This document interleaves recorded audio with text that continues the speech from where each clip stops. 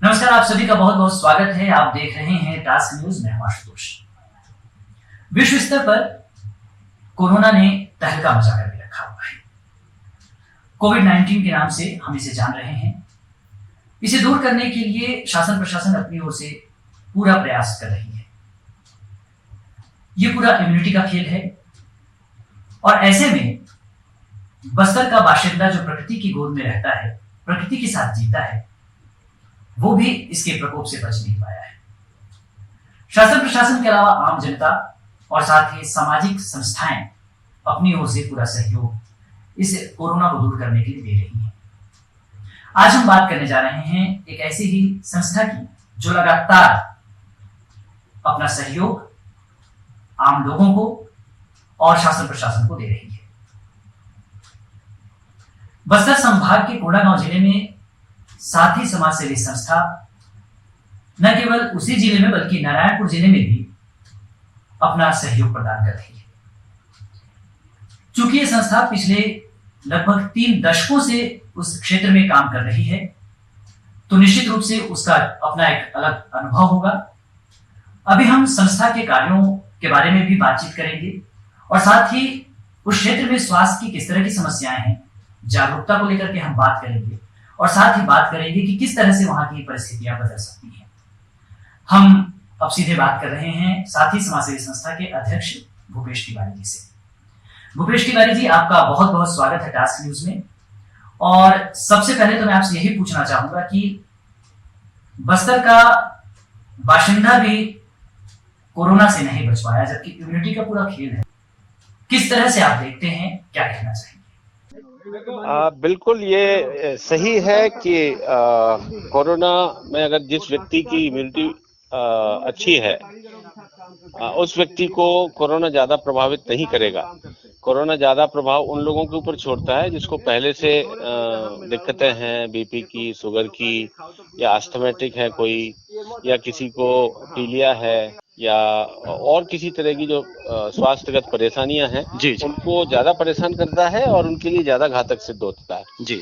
लेकिन इसके जो म्यूटेंट अलग अलग बदल के जो आ रहे हैं जी, जिसमें कुछ म्यूटेंट्स में वायरस में ऐसा होता है कि कोई सिम्टम्स नहीं आ रहे हैं जी। और कुछ में ऐसा है कि सिम्टम्स दिख रहे हैं लोगों में। तो जहाँ सिम्टम्स दिख रहे हैं वहाँ पे तो आदमी समय पर अपनी जो भी उसके प्रिकॉशनरी काम है, प्रिकॉशनरी जो स्टेप्स है वो उठा लेता है। जी। लेकिन जहाँ सिम्टम्स नहीं है, एसिम्प्टोमेटिक हैं, जहाँ पे लक्षण बिल्कुल दिख नहीं रहे हैं, वहाँ पे लोगों के मन में बिल्कुल कोरोना को लेके कोई वो है ही नहीं, समझ ही नहीं है। नहीं, हमें तो कुछ है ही नहीं, ना हमें सर्दी है, ना हमें खांसी है, जी। ना हमें बुखार है। जी। तो उस स्थिति में वो लापरवाहियां करते हैं और एक बार किसी को अगर ये वायरस हुआ और उसने समय पर सही उसके रोकने के, उसके रोकथाम के या बचाव के स्टेप्स नहीं उठाए तो उस व्यक्ति के लिए बहुत घातक साबित हो सकता है। 5 दिन में, 6वें दिन में जब समस्याएं बढ़ती हैं, उस स्थिति में चूंकि अपने ग्रामीण क्षेत्रों में स्वास्थ्य की जो सुविधाएं हैं उनका उतना अप टू द मार्क नहीं है। जी। जी। और एक बार जब उस परेशानी में कोई व्यक्ति फंस गया तो फिर उसके पास कोई दूसरा ऑप्शन रहता नहीं है। और जब तक हॉस्पिटल्स तक पहुंचते हैं या सही हॉस्पिटल तक पहुंचते हैं तब तक उसकी स्थिति बिगड़ जाती है और उसके परिणाम बहुत घातक होते हैं, जैसा कि हमने कई प्रकरणों में यहाँ पे देखा है। में लोगों को समुदाय को जागरूक करने के बारे में सोच रहे हैं या कर रहे हैं जी। उनका वो सही तरीके से जागरूकता अभियान नहीं चलाया जा रहा है, स्थानीय बोली भाषाओं का उपयोग करके। तो और चूंकि जो लोग जागरूक कर रहे हैं उनके ऊपर उनका विश्वास भी नहीं है। जी। जी। जी। तो अगर हम कोई बात बोल रहे हैं कि भाई 2 हाथ की दूरी, 2 गज की दूरी रखें, मास्क लगाएं, तो जो लोग इस संदेश को लोगों तक पहुंचा रहे हैं उन लोगों के प्रति गांव के लोगों में विश्वास की भावना नहीं है। ये जो विश्वास की भावना की आप बात कर रहे हैं, ये किस तरह से पूरी होगी? क्या प्रयास करने होंगे इसके? ये 2 शब्द हैं, एक तो मतलब सिंपैथी और एम्पैथी। जी। तो ऐसे लोग बहुत सारे स्वास्थ्य कर्मी ऐसे हैं जो गांव में बहुत सेवा भाव से, समर्पण से, पूरे डेडिकेशन से जो सेवाएं दे रहे हैं जी। उसके बारे में समुदाय के मन में एक अलग तरह की भावना है। अगर वो व्यक्ति, इस तरह के व्यक्ति जो सही में जिनको गांव के लोग अच्छा मानते हैं, अच्छा व्यवहार करते हैं समुदाय के साथ, इस तरह के लोगों की बात को मानने की संभावना ज्यादा है। क्योंकि हम 10 साल से नारायणपुर क्षेत्र में 150 गांव में स्वास्थ्य की एक परियोजना पर काम कर रहे हैं। तो हमारे जितने वॉलंटियर्स हैं जी प्लस हमारे वॉलंटियर्स सरकार के वॉलंटियर्स के साथ में सरकार के फ्रंटलाइन वर्कर्स के साथ में काम करते हैं। तो जो लोगों का स्वभाव स्थानीय ग्रामीणों के साथ में बहुत अच्छा है, बड़े प्यार से बात करते हैं, उनके साथ थोड़ी एम्पैथी रखते हैं या उनको थोड़ा सिंपैथाइज करते हैं, जी दया की भावना जिन शासकीय कर्मचारियों के मन में है लोगों के प्रति, उन लोगों के बारे में लोगों के अच्छे विचार हैं और उनकी बातों को मानते हैं। लेकिन सामान्यतया इस तरह की जो भावना है वो चाहे वो वर्कलोड के कारण हो या किसी और कारण से हो, काम का ज्यादा प्रेशर होने के कारण सामान्यतया गांव के लोगों के साथ में सरकारी जो विभाग के लोग हैं उनका व्यवहार कहीं कहीं बहुत गड़बड़ होता है और स्वास्थ्य सुविधाएं देने वाले लोगों के प्रति उन लोगों के प्रति स्थानीय समुदाय में विश्वास की कमी है और ये इस कारण वो उस बात को समझ नहीं पाते हैं और विश्वास नहीं कर पाते और आप कितना ही समझ लीजिए, वो समझा लीजिए, लेकिन वो वहीं रहेंगे। तो हम लोग इस विषय में इस मुद्दे को हम लोगों ने गंभीरता से समझा और अभी नारायणपुर में काफी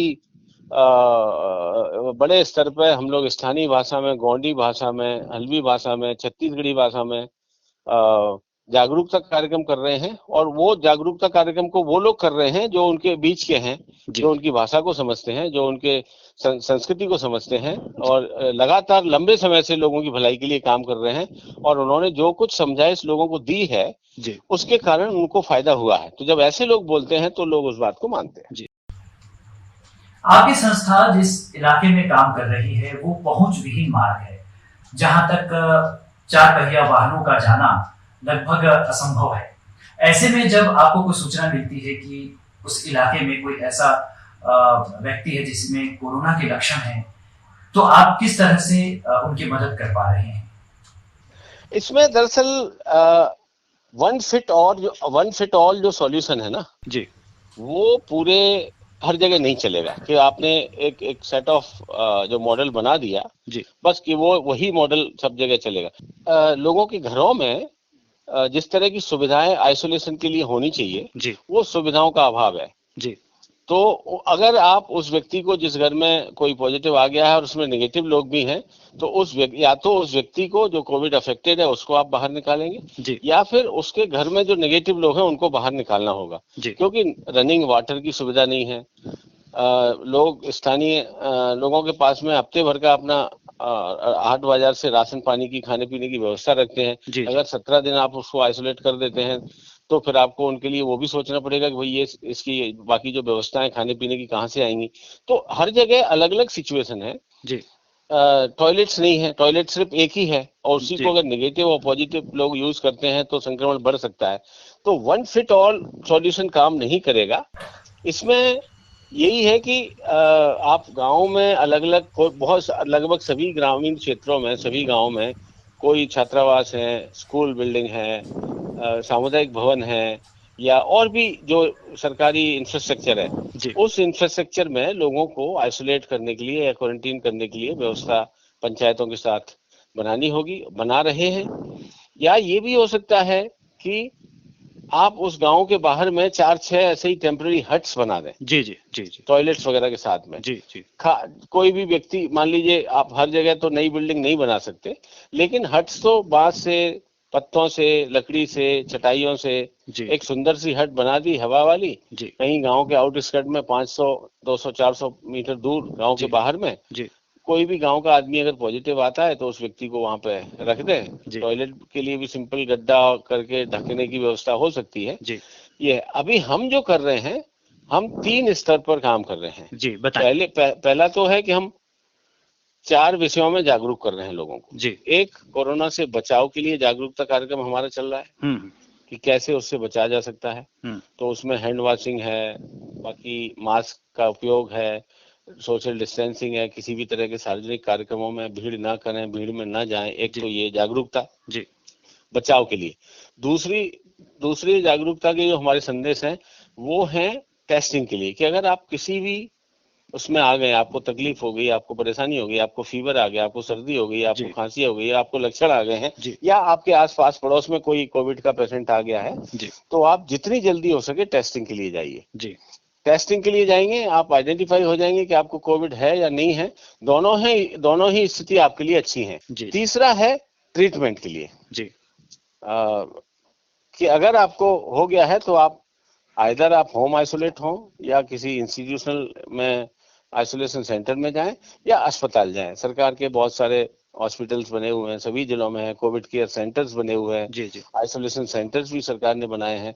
तो उन सुविधाओं में जाके अगर आपके पास व्यवस्था नहीं है तो आप वहां पे ट्रीटमेंट भी कराइए, 15 दिन का 17 दिन का जो होता है। जी अगर आप वहां पे चले जाते हैं तो आपका वहां ट्रीटमेंट हो जाएगा, इधर आपके घर वाले सारे सुरक्षित हो जाएंगे। जी तिवारी जी, अभी हमने देखा है कि कुछ ग्रामीण इलाकों से ऐसी भी खबरें आई हैं, वो हमारे भारतवर्ष के अलग अलग क्षेत्रों से हैं, जहां वैक्सीनेशन को लेकर के ग्रामीणों में दहशत है, डर है। उन्हें ऐसा लग रहा है कि वैक्सीनेशन से मौत भी हो जा रही है। इस बारे में आप क्या कहना चाहेंगे?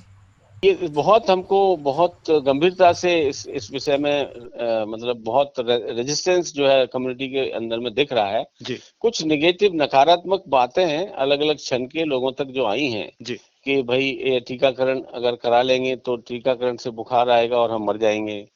अगर टीकाकरण इसलिए हो रहा है क्योंकि हम नपुंसक हो जाएं। जी तो इस तरह की बहुत सारी अलग अलग किस्म की नकारात्मक बातें टीकाकरण के बारे में लोगों तक पहुंची हैं। जी इस जी इस तरह के विचार आ रहे हैं और उससे डील करना सही में अपने आप में बहुत कठिन चुनौती है। दूसरा कि अगर अगर पॉजिटिव केसेस आ गए हैं जी तो प्रशासन के लोगों के प्रशासन के ऊपर बहुत वर्कलोड है। जी उनको टेस्टिंग भी देखनी है, उनको ट्रेसिंग भी करना है, उनको लोगों की व्यवस्थाएं भी करनी है, उनका बहुत सारा चीज देखना है। तो सारे के सारे लोग सुरक्षा भी देखनी है, लॉकडाउन भी देखना है। तो हमें हमारे जैसी संस्थाओं की जो भूमिका हो सकती है जी कि अगर कहीं पर भी इस तरह के केसेस आ रहे हैं तो उस केसेस में जैसे हमने किया है, जी हमने लोगों के आइसोलेशन सेंटर्स में जो भी उनकी खाने पीने की व्यवस्था संस्था की ओर से, अच्छे खाने पीने की व्यवस्था, जी उनके लिए फ्रूट्स की व्यवस्था, जी उनके लिए दूध की व्यवस्था, उनके लिए हरी सब्जियों की व्यवस्था। हम्म और चूंकि कोविड में थोड़ा न्यूट्रिशियस फूड चाहिए होता है तो खाली दाल चावल या सूखा आलू आप खिला देंगे तो नहीं चलेगा, और 17 दिन उस व्यक्ति का वहां पर रहना मुश्किल हो जाएगा। जी तो थोड़ा अच्छा खाना देंगे और वहाँ थोड़े उसके मनोरंजन की व्यवस्था, उसमें उसका ऑक्सीजन लेवल भी रेगुलर चेक किया जाए, उसको रिकॉर्ड किया जाए। इस तरह की व्यवस्था में अगर संस्थाएं भूमिका निभा सकती हैं, जो कि हमने निभाई है जी और उसके बहुत सुखद परिणाम देखने को मिले हैं। तीसरी चीज है, चूंकि लॉकडाउन है, पूरे के पूरे लोगों के पास कोई काम नहीं है, कारीगरों के पास काम नहीं है, जी गांव के व्यक्ति के पास काम नहीं है, जी जी और बाजारों से एक तरह से जो जो क्या बोलते सप्लाई चेन है जी वो टूट गई है। जी गांव ग्रामीण क्षेत्रों में कहीं कोई होम डिलीवरी की संभावना नहीं है। तो ऐसी स्थिति में लोग थोड़ा खाने पीने की चीजों को लेके बहुत तकलीफ में हैं। तो जो बच्चे हैं जिनको न्यूट्रिशन की जरूरत है, जी जो सीवियरली माल नरिश जिसको हम बोलते हैं, जी कुपोषित बच्चे हैं या जी मध्यम कुपोषित बच्चे हैं, या गर्भवती माताएं हैं, या लैक्टेटिंग मदर्स हैं जो अपने बच्चे को दूध पिला रही हैं, उनको ज्यादा पोषण चाहिए। जी जी तो ये एक समस्या बहुत देखने को मिल रही है। तो हम अपने संसाधनों से पूरी कोशिश ये कर रहे हैं कि ऐसे परिवारों में, जिन परिवारों में बच्चे ज्यादा हैं जी और उनको पोषण की जरूरत है, या ऐसे परिवारों में जहाँ पे गर्भवती माताएं हैं उनको पोषण की जरूरत है, या ऐसी माताएं जहाँ पे दूध पिलाने वाली जस्ट रिसेंटली उनका डिलीवरी हुआ है, जी तो इस तरह के लोगों को हम पर्याप्त मात्रा में ड्राई राशन उपलब्ध करा रहे हैं। और वो ड्राई राशन सिर्फ कुछ कुछ चीजें नहीं है, हमारे ड्राई राशन में हम 2 किट दे रहे हैं। जी एक तो राशन की किट है जिसमें सुबह से लेकर रात तक लगने वाले खाने पीने की सारी चीजें जो हमारे आपके घरों में इस्तेमाल जी होती हैं जी जी वो हम दे रहे हैं। और एक हाइजीन किट भी दे रहे हैं, जी जिसमें हाइजीन किट में साबुन है नहाने का धोने का, जितने परिवार में लोग हैं उतने साबुन, फिर जितने परिवारों में लोग हैं उतने मास्क, थोड़ा सैनिटाइजर भी, और उसके बाद डिटर्जेंट पाउडर है, और महिलाओं के लिए सैनिटरी पैड्स हैं। ये सारी हमारी स्वच्छता किट का हिस्सा है। तो हम 2 किट दे रहे हैं, एक राशन की किट दे रहे हैं 25-26 किलो की, और एक किट दे रहे हैं जिसमें हाइजीन की किट है, 5-6 आइटम उसमें है। लास्ट ईयर भी हमने जब कोविड पीरियड में लगभग 50 लाख के आसपास की व्यवस्था करके 50 लाख का राशन डिस्ट्रीब्यूट किया था, जी 4000 नारायणपुर, कोंडागांव और बस्तर जिलों में, जी तीनों जिलों में मिला के 4200 परिवारों को, जी 4200 परिवारों के 20,000 के लगभग 25,120 सदस्यों को, जी जी सदस्यों को हम लोगों ने राहत सामग्री घर घर पहुंचा के दी थी। और हमारी पूरी टीम, साथी की जो 125 लोगों की टीम है जी तीनों जिलों में मिला के, जी ये पूरे मनोयोग से, पूरी ईमानदारी के साथ में डट के इसमें लगी हुई है। और तीसरा जो हम काम कर रहे हैं जी वो कर रहे हैं कि प्रशासन को भी रिसोर्सेज का क्रंच है। जी तो प्रशासन मतलब अस्पताल को पीपी किट चाहिए, या आईसीडीएस के जो फ्रंटलाइन वर्कर्स हैं जो टेस्टिंग में ट्रेसिंग में मदद कर रहे हैं हेल्थ डिपार्टमेंट को, आईसीडीएस वर्कर्स हैं, जी आंगनवाड़ी कार्यकर्ता हैं, आशा वर्कर्स हैं, या दूसरे जो भी फ्रंटलाइन वर्कर्स हैं, उन फ्रंटलाइन वर्कर्स को भी हम अपने स्तर से उनकी सुरक्षा के लिए हाइजीन किट वगैरह अवेलेबल करा रहे हैं। ऑक्सीमीटर्स की कमी है, ऑक्सीमीटर्स भी हम डोनेट कर रहे हैं, हॉस्पिटल्स वगैरह में दे रहे जी हैं। जी अभी हमारे ऑक्सीजन कॉन्सेंट्रेटर्स आने वाले हैं, तो जो होम आइसोलेटेड मरीज हैं जी उन लोगों को हम अपने लेवल से अगर ऑक्सीजन कॉन्सेंट्रेटर्स की जरूरत होगी तो वो अवेलेबल कराएंगे। तो कुल मिला के प्रशासन को जिस तरीके की भी मदद हम संसाधनों के रूप में या अपने मैन पावर के रूप में हम जो उनको मदद कर सकते हैं जी वो हम कर रहे हैं पूरे ईमानदारी से। आपकी संस्था ने कोरोना काल में अपने भवनों को भी इस सेवा के लिए समर्पित किया है। दरअसल 27 तारीख को जब कुम्हारपाड़ा में पहले 12 केस आए, और 12 केस आने के बाद में प्रशासनिक लोग जो अभी सामान्यतः कर रहे हैं कि भाई हॉस्पिटल तक सिर्फ उन्हीं को ले जाया जाए जो गंभीर है, बाकी जी लोगों को होम आइसोलेशन की प्रक्रिया में डाल देते हैं वो, जी जी और उसको मेडिकल जो दवाइयाँ चाहिए या ऑक्सीमीटर चाहिए, थर्मोमीटर चाहिए, वो अवेलेबल करा के छोड़ देते हैं। ठीक तो कुम्हारपाड़ा में जब ये स्थिति आई जी तो मैंने थोड़ा सा उनसे, प्रशासनिक अधिकारियों से, डॉक्टर से और तहसीलदार वगैरह साहब से बात की कि भाई ये तो बड़ा गड़बड़ हो जाएगा, जी ये इन लोगों के पास तो सुविधाएं नहीं है, जो बुनियादी सुविधाएं जो होनी चाहिए आइसोलेशन के प्रोटोकॉल्स के हिसाब से जी उतनी सुविधाएं नहीं है, और अगर इनको गांव में रखते हैं जी तो बड़ी बड़ी समस्या हो जाएगी। क्योंकि मुझे मालूम है गांव के लोग वो प्रोटोकॉल्स के जो गाइडलाइंस हैं, जी जी जो प्रोटोकॉल्स हैं उसको फॉलो नहीं करेंगे, और फॉलो नहीं करेंगे ये तो एक बात है, दूसरा उनके पास फॉलो करने के लिए वो उतनी सुविधाएं भी नहीं है। उनको गांव के हैंडपंप पे पानी लेने जाना ही पड़ेगा, ठीक एक ही टॉयलेट है तो उनको टॉयलेट के लिए बाहर निकलना ही पड़ेगा, निकलना ही पड़ेगा। पानी की व्यवस्था के लिए जाना ही पड़ेगा, राशन के लिए, सब्जियों के लिए उनको निकलना ही पड़ेगा। जी तो इस समस्या को मैंने जल्दी से आकलन किया, और मैंने प्रशासनिक अधिकारियों से बातचीत करके उनको बोला कि भाई ये तो उचित नहीं है। तो उन्होंने बोला कि फिर क्या किया जाए। मैंने कहा हमारे पास संसाधन है, जी जितने लोगों की व्यवस्था हम कर सकते हैं वो बिल्कुल करते हैं, और आपको उन जगहों पे कुछ भी आपको तनाव लेने की जरूरत नहीं है। तो उसको उन्होंने स्वागत किया और उन्होंने अलाउ किया। तो हमने अपना गेस्ट हाउस जो है, पहले फर्स्ट डे में जो 12 लोग निकले थे उनके लिए गेस्ट हाउस में व्यवस्था की। जी गेस्ट हाउस जब फुल हो गया, दूसरे दिन फिर से जब 68 लोग निकले जी तो यही समस्या आई कि कैसे करें। तो फिर हमने अपना स्कूल ऑफर किया, जी और स्कूल में सारी व्यवस्थाएं जी अपनी तरफ से की। पंचायत, दोनों पंचायत है, मसौरा पंचायत और कुम्हारपाड़ा पंचायत ने बहुत सक्रिय योगदान दिया इसमें। जी भूपेश तिवारी जी, आपका बहुत बहुत शुक्रिया इन सब जानकारियों के लिए। और निश्चित रूप से शासन प्रशासन अपनी ओर से पूरा प्रयास कर रहा है, और कुछ लोग व्यक्तिगत रूप से भी इस कोरोना काल में सहयोग के लिए आगे आए हैं। सामाजिक संस्थाएं भी अपनी ओर से पूरा प्रयास कर रही हैं। हम इस न्यूज के माध्यम से, इस मंच के माध्यम से शासन प्रशासन के साथ साथ आम जनता और सभी सामाजिक संस्थाओं का शुक्रिया अदा करते हैं, जिनके विशेष सहयोग से हम इस कोविड-19 से निजात पा रहे हैं, और निश्चित रूप से हम सफल हो सकेंगे। तो दर्शकों, आज टास्क न्यूज में इतना ही।